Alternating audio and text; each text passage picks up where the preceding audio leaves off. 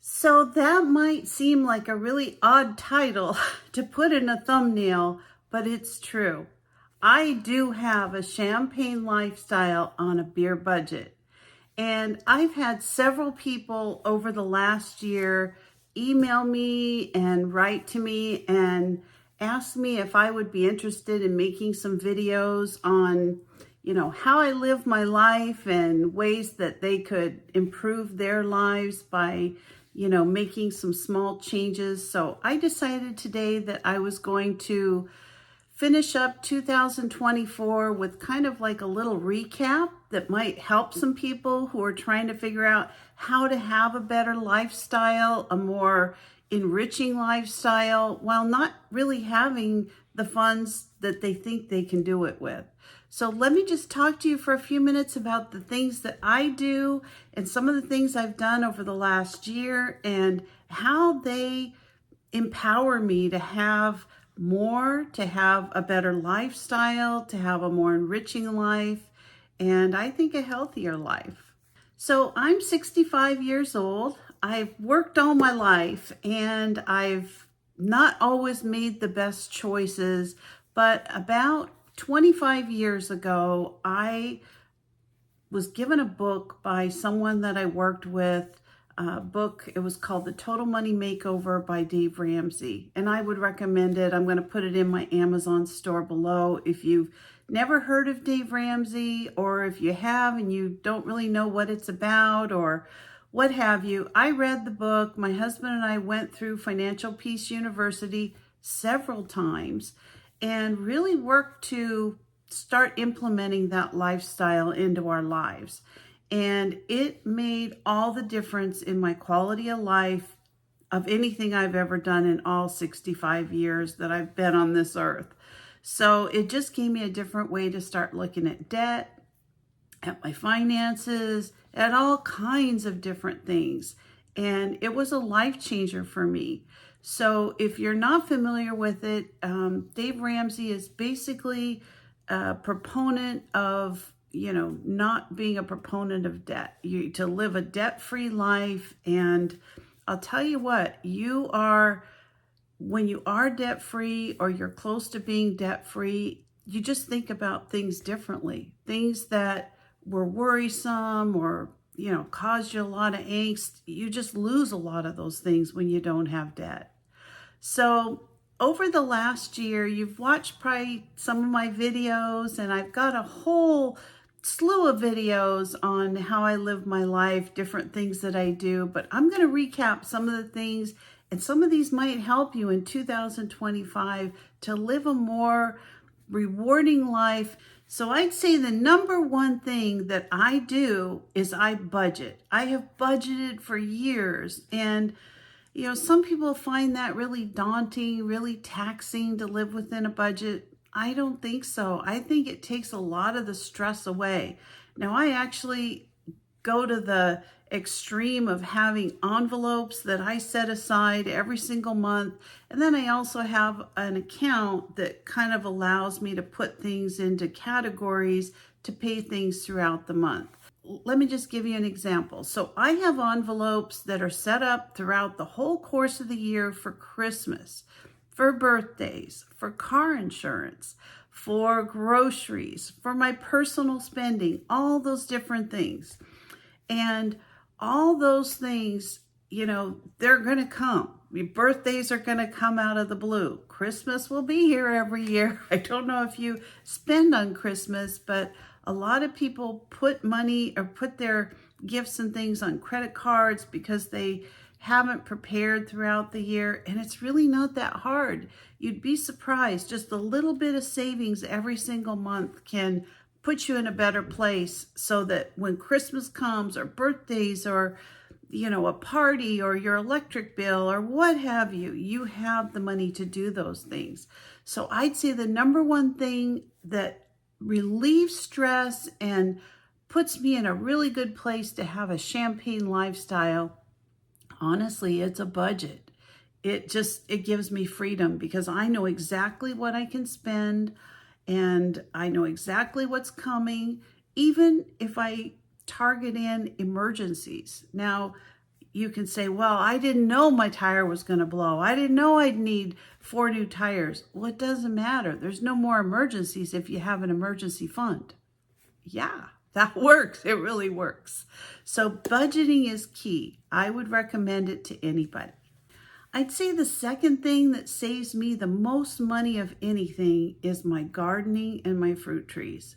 Now, you're probably aware things have changed a lot over the last 4 or 5 years at the grocery store. I mean, it's just frightening. I don't know how a family that works a regular job and, has all the overhead of a house and, electric and utilities and gas and car expense. I don't know how they get by with these ridiculous prices at the store.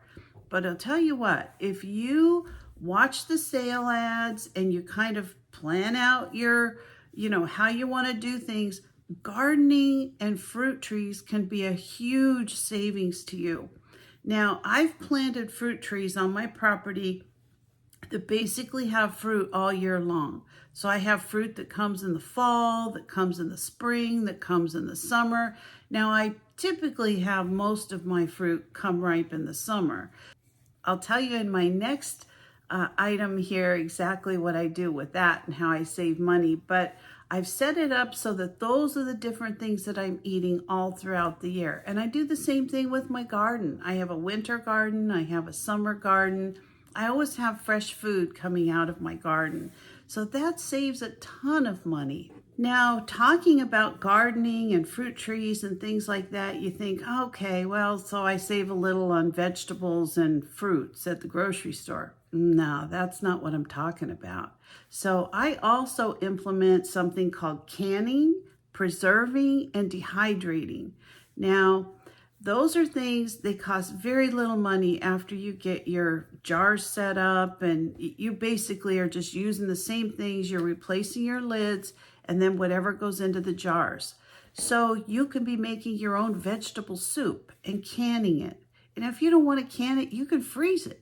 You can make salsas. You can make stewed tomatoes. You can make tomatoes, just tomato sauce, pizza sauce, spaghetti sauce. All those things I make out of my garden.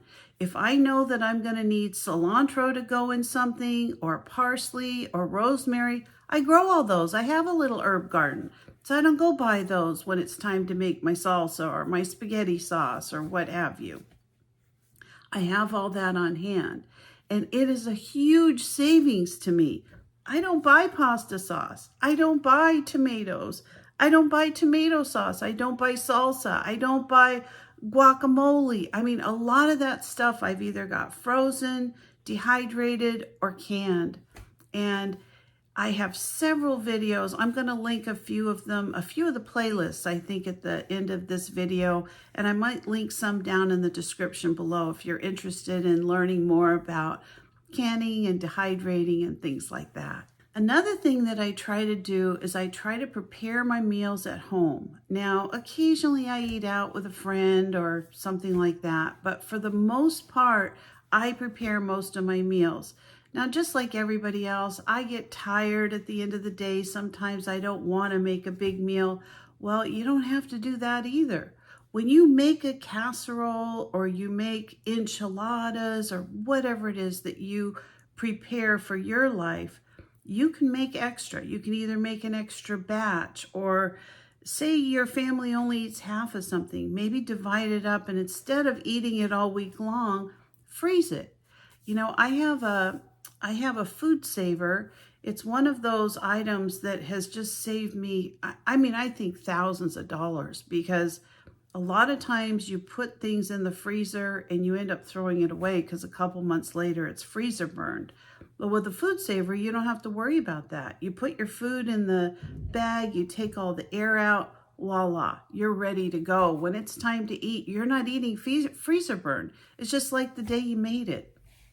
So that's another idea, is prepping and preparing, having things on hand that you can make really quickly, and enjoying those instead of running out and spend $20 every time you want to have something quick on the go. So I do prepare a lot of my meals at home. I make them from scratch. I don't buy a lot of pre-made mixes of things. I do occasionally, but for the most part, I make a lot of that stuff myself.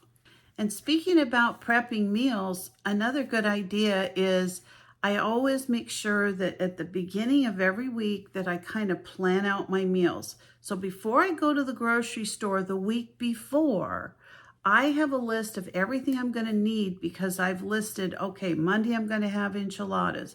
Tuesday I'm going to have, something left over from the freezer. Wednesday I'm going to have this or that, and I kind of prep on that weekend so I know what I'm going to be having. And, even if you mess up one night, who cares? You've got extras in the freezer, enjoy them. Don't run to fast food or quick restaurant or there goes $100 or what have you. Next on my list is buy used. Not everything in the world has to be new. There's tons of things out there that you can buy used. A lot of times in this society, I hate to say it, but people, they just buy everything. They buy everything, and then sometimes it's never even opened. It's never even used. It's a lot of times you can get new things at bargain basement prices. There's eBay, there's Etsy, there's OfferUp, there's Craigslist. I mean, there's, Facebook Marketplace. There's all kinds of places where you can go and find used things. And, if you look and you're careful, you can find some really good deals, oftentimes brand new items for pennies. And one of the things you can do on like OfferUp, Craigslist, and eBay, a lot of those things, you can just make offers on things. And if they have it sitting in their inventory, a lot of people will just practically give it away. You can almost get it for the shipping. So look into those things and don't feel like you have to buy everything new. There's a lot of great used things out there. And speaking of that, you can also do the same thing with gift giving. Now, you don't want to give people junk. I understand that. I don't want to get it and I don't want to give it. But there's a lot of really neat things out there. You can either make crafts, you can buy them used. If they're new condition, maybe you can repurpose them. And those are a great way to save money on gifts. And speaking of that, another thing that I do is that I do most of my shopping for Christmas, birthdays, things like that. I buy them the year ahead of time on Black Friday, after Christmas, and then also they have Prime Day, Amazon Prime Day in the summer. So take advantage of those. If you know that you're going to have something you want to be getting your spouse or your child or your friend, keep in mind those things that you can get at a deep discount. So those are just a few of the things that I do, and I'll tell you what, I've got tons of videos. I'm going to link some in the description below. I'm going to list a couple maybe at the end here, but I hope that you'll check some of them out. If this has been a hard 2024 for you financially and you feel like you're just strapped and you can't live the life that you want, let's work on making 2025 a better year for you. You can do it. If I can do it, anybody can do it. And, maybe if you haven't looked into that, maybe check out Total Money Makeover. I'm going to list it as a link in my description below. And, feel free if you have ideas and things that can help other people, be sure to list them in the comments below. If you're not a subscriber, please consider subscribing to my channel. Give me a like or a thumbs up and ring the bell for future notifications. And I'll see you next time. Have a great day. Bye-bye.